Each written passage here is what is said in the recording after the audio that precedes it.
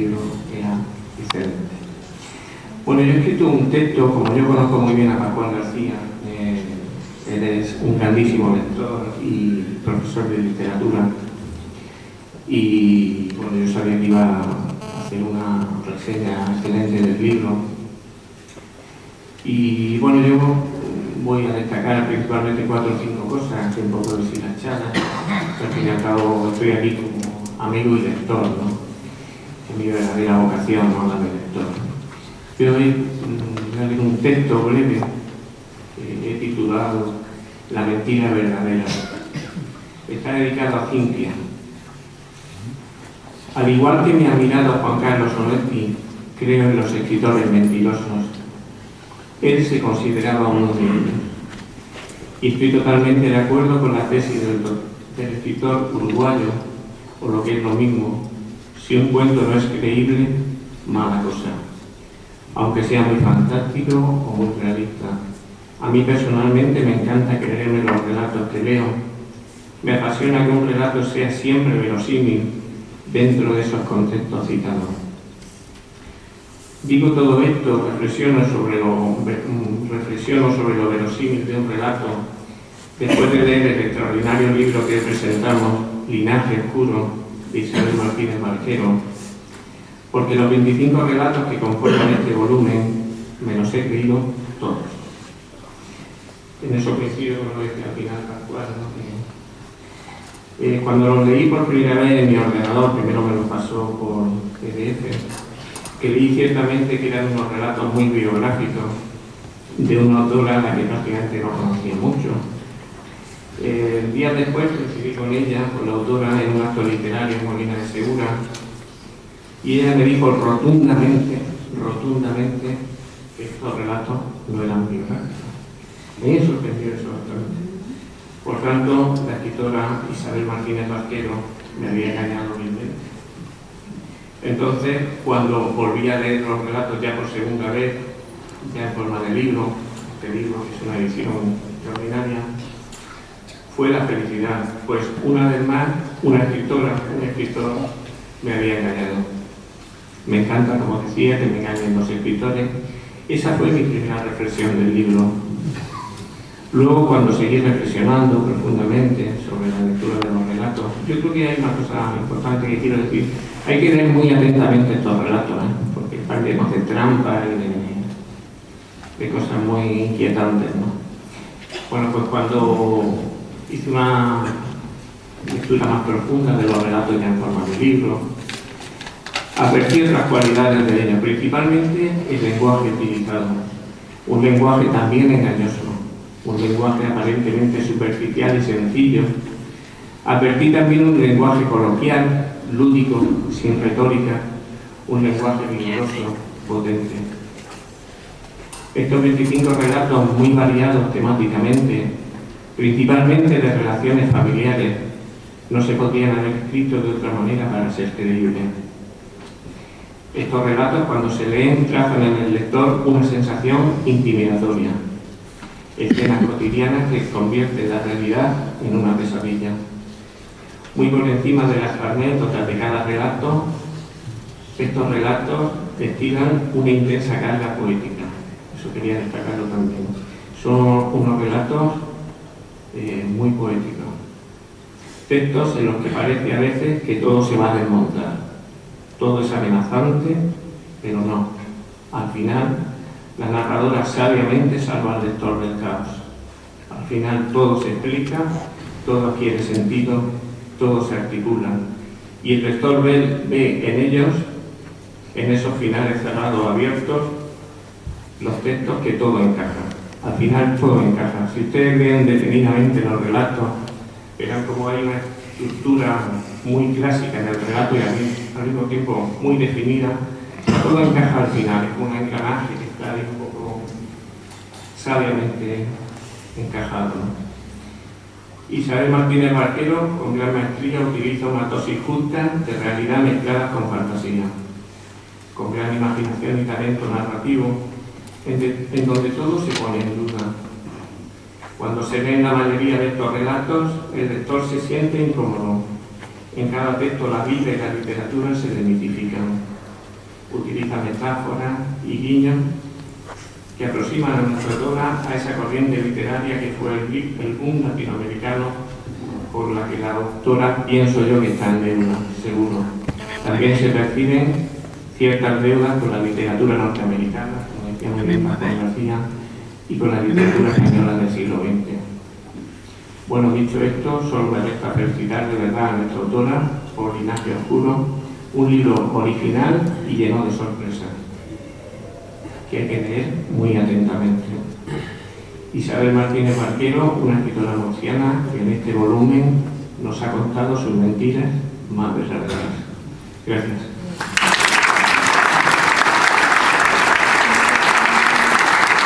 ¿A quién le toca ahora? ¿Bien? ¿A quién le toca ahora? Al otro señor. A Isabel. ¿Qué queda eso?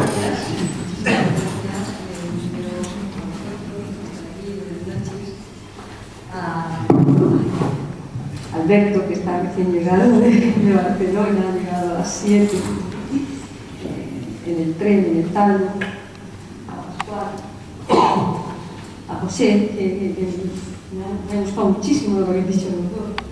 Y, vamos, estaba ahí hablando y yo decía, eso. No me toque. Me ha hecho mucha gracia eso que ha dicho Pascual, de que viéndome, que no lo parece. Suele ser clásico de mí, me engaña, ¿no? Eso le pasaba también a Agatha Christie. Sí.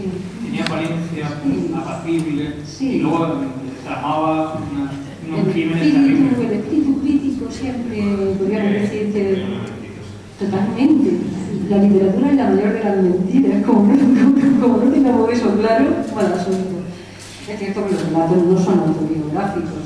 A veces puedes coger, sí que puedes coger una cosa de la realidad, te basas en ella, pero luego vuelas. Y ya coge el protagonista, la encarrilado y ya es otra historia diferente. Por eso sí, en algún punto he partido de una realidad conocida, pero he llegado a derroteros totalmente distintos y a inventarme cosas, claro. Bueno, pues dicho esto, pues nada, es que un poco me queda a mí de decir de Linaje Oscuro, ¿no? Es mi primer libro de relatos.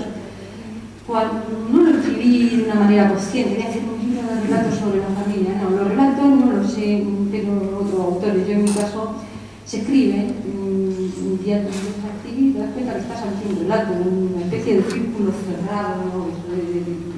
Chekhov decía que si había un clavo al inicio del relato, al final el protagonista, creo que era algo así,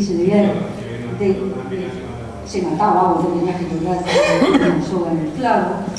Así debe de ser un poco, es una estructura más bien cerrada por los personajes, por las situaciones, y debe estar uno bastante atento, porque a diferencia de la novela, donde las digresiones son absolutamente permitidas en el relato, nada sobra. Cualquier párrafo que uno pierda la atención puede estar ahí un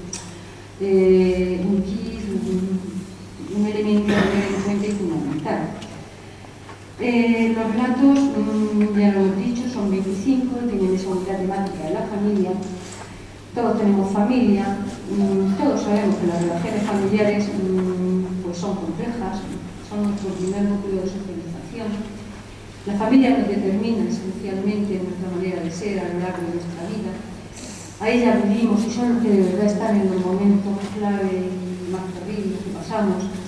Pero también en la familia se dan, y todos lo sabemos, situaciones muy tensas, situaciones que arrastramos incluso, y podríamos decir que aquí muchos de los protagonistas sí que se nota ese bagaje familiar oscuro, esa huella negra, podríamos decir, ¿no? Esa influencia nefasta a veces. Desde una perspectiva siempre personal en cuanto a la forma, acudía al narrador en primera persona, que quizá, como decía José, sí que da un fuerte grado de verosimilitud al relato, hace que parezca que nos lo está contando alguien y que lo estamos viviendo. Todos están articulados desde el punto de vista formal, ya digo, por este narrador en primera persona, y entonces ahí nos va contando ese entramado de relaciones familiares que pueden poseen matices a veces pueden parecernos matices que no vemos a primera vista, que hay que abundar un poco para llegar a ellos. Contando un poco en cuanto a la afectación del libro, El linaje oscuro, es un libro que contiene relatos muy diferentes, porque como he dicho antes, un relato se escribe un buen día y dice, tengo que mirar relatos sobre relaciones familiares, entonces oye, te voy a darles un poco de mirado, a ver, y hay aquí relatos incluso muy antiguos. Hay algún relato que tiene 32 años incluso, o sea que era una jovencita cuando lo escribí. Después lo he retomado un poquito, con la forma y eso. El último de ellos, el último de los relatos, El reino de los gatos, que hay 3 de larga extensión, este es uno de ellos, el último es muy antiguo. En un inicio, cuando yo empecé a ver el que tenía bastante material para formar el libro, y a nivel particular, pues yo lo llamaba Cosas de familia. Cuando se lo mandé a Alberto, era Secretos de familia, y así iba a salir. Pero le dije, es como un manido el título, hay que buscar otro título, le digo, Las voces del recuerdo, y pues sí, pues se llevan los títulos largos, claro. Pero una noche no me dormía, Las voces del recuerdo, se me parece a mí esto un programa de Marujita Díaz, o como una folclórica. Bueno, me levanté y lo primero que hice fue coger el teléfono, digo, Alberto, digo, la imprenta, digo, hay que cambiarle ese título, no se puede llamar así. Y entonces fue y nos gustó a los dos, ¿verdad? Y dijimos, vale, pues definitivo, para adelante vamos con Linaje Oscuro. Y estoy muy contenta, por supuesto, porque la verdad es que los principales por el que uno nombra su libro, pues no tienen por qué ser los definitivos ni los más definitorios del contenido. Dile a Pablo que se quite. Lo dije y ya, como que no le daba más vueltas al título. Poco más voy a contar del libro en sí, ¿no? De Linaje, porque pretendo que lo leáis, saquéis vuestras propias conclusiones. Quizá ahora leeré algún relato más bien corto. Leeré porque hay relatos bastante cortos, hay otros de mediana extensión y no demasiado extensos, y hay 3 bastante extensos.